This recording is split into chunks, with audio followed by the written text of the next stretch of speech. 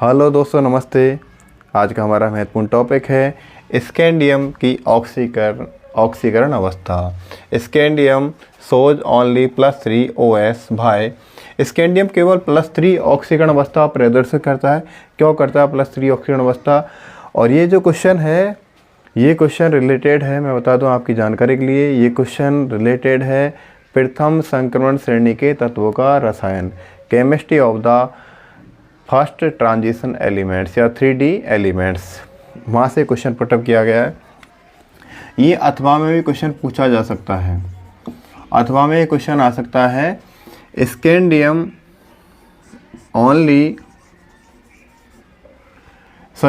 Scandium की +2 OS unstable है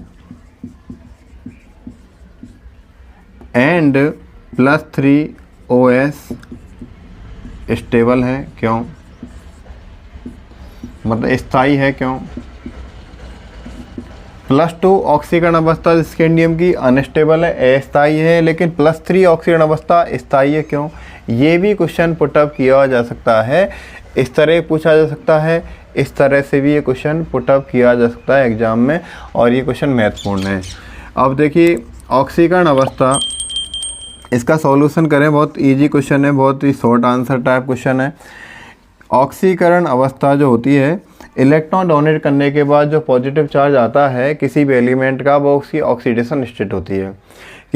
कोई भी एलिमेंट है, माना कि E4 एलिमेंट, कोई भी एलिमेंट है, वो माइनस कर दे इलेक्ट्रॉन को, और उसके पास जो पॉजिटिव चार्ज आए, जितना पॉजिटिव चार्ज आए, ये इसकी ऑक्सीडेशन स्टेट कहलाएगी। जैसे एग्जांपल हम यहाँ पर देख लेते हैं।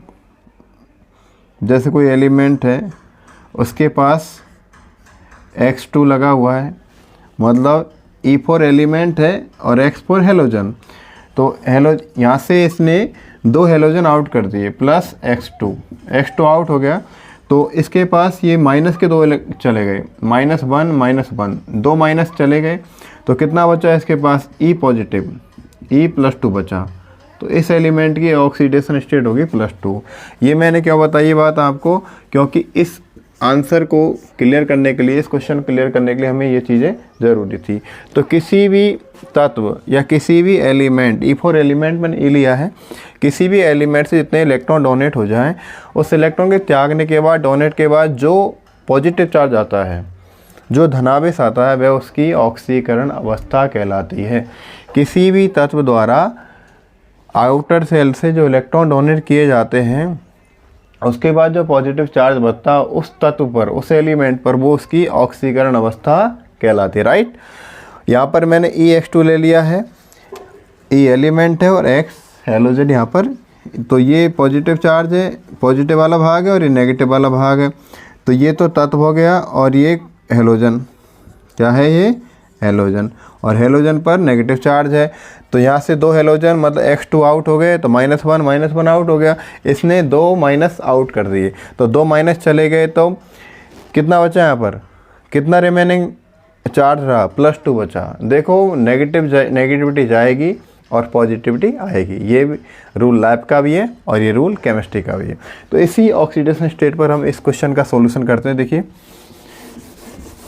अब हमारे पास ज़्यादा कुछ नहीं है, बहुत ही सीधा आंसर है।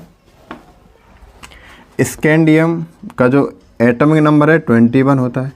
स्कैंडियम एटॉमिक नंबर लिख के बाद हम इलेक्ट्रॉन कॉन्फ़िगरेशन का लिखें। Argon 4s2 3d1। देखो इसको हम इस तरफ लिख सकते हैं, आर्गन 3d1 4s2। इसको इस तरह लिखा जा सकता है 1 2 3 4 5। और यहाँ पर 4s में कितने इलेक्ट्रॉन हैं? 1 2, और D में कितने इलेक्ट्रॉन हैं? ओनली 1। D इनर सेल है और 4s आउटर सेल है। तो यहाँ पर आउटर सेल से इलेक्ट्रॉन डोनेट होंगे, आउटर सेल से इलेक्ट्रॉन जाए। अब यदि स्कैंडियम यहाँ से -1 2 इलेक्ट्रॉन करते, देखिए ये कौन है? इनर्ट गैस है आर्गन। और कोई भी एलिमेंट हो वो क्या करता है, परमानेंट कॉन्फ़िगरेशन या परमानेंट विन्यास प्राप्त करने का कोशिश करता है ताकि वो स्थायी हो जाए। हम भी क्या करते हैं, हम पढ़ाई क्यों करते हैं, ताकि हमें परमानेंट जॉब मिल जाए, परमानेंट नौकरी लग जाए हमारी, इसलिए पढ़ाई करते हैं। तो यहाँ पर ये भी एलिमेंट क्या करेगा, स्कैंडियम यहाँ से, माना कि 2 इलेक्ट्रॉन यहाँ से डोनेट कर दे एलिमेंट स्कैंडियम, 2 इलेक्ट्रॉन डोनेट कर रहा है स्कैंडियम, इसके पास इलेक्ट्रॉन नंबर कितने हैं, 21। अब कौन सी स्टेट में आ जाएगा ये, 2 इलेक्ट्रॉन डोनेट करने के बाद ये +2 स्टेट में आ जाएगा। इसके पास इलेक्ट्रॉन्स कितने बच जाएंगे, 19। कितने बच जाएंगे, 19। अब स्कैंडियम +2 आयन का हम एटॉमिक नंबर कितना, इसका इलेक्ट्रॉन नंबर कितना बचा, 19। अब देखो इसका इलेक्ट्रॉन विन्यास देखें, आर्गन। अब जो इलेक्ट्रॉन गए, 2 इलेक्ट्रॉन यहाँ से आउट हुए हैं, वो कहाँ से चले गए, वो इलेक्ट्रॉन भैया यहाँ से चले गए S से गए, किससे गए, S2 आउट हो गया, तो बचा 3D1। अब मुझे बताओ 4S तो खाली हो गया, 4S 0 हो गया, 3D1 बचा। अब 3D1 और ये आर्गन क्या है, अक्रिय गैस है, मतलब स्टेबल है, स्थायी है।